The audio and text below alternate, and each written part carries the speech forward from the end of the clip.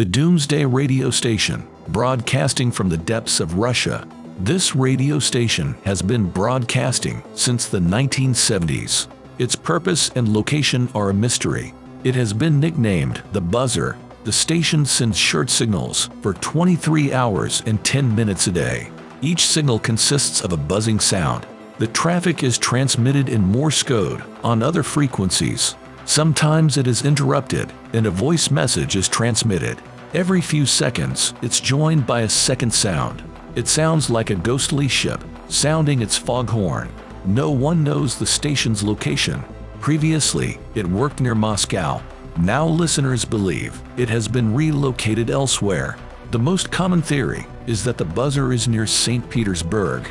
It's a collection of radio towers and power lines, bordered by a huge wall. The buzzer was constructed at the peak of the Cold War. It is thought to belong to the Russian military. It might keep in touch with submarines or intelligence. Though the buzzer transmits only short series of numbers, they couldn't be messages to an agent abroad, but no one has claimed to run it. The transmission can be heard by anyone. Just tune in to the frequency of 4,625 kHz. Sometimes a set of meaningless words can be heard. For example, trance, dreadnought, fence, and so on. Complete sentences are rarely heard, but sometimes they are read out unexpectedly. Some listeners reported hearing the phrase, "The farmer walks out." After the Soviet Union collapsed, the station's activity increased. Words and phrases sounded more often.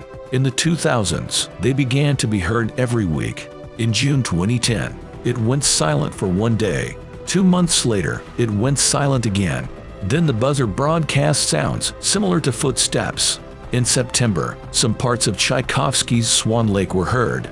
The listeners have puzzled over these messages. They quickly became the subject of conspiracy theories. The buzzer has dozens of fans. The listeners have no idea what they listen to. Signal intelligence experts have no clue either. There's absolutely no information in the signal.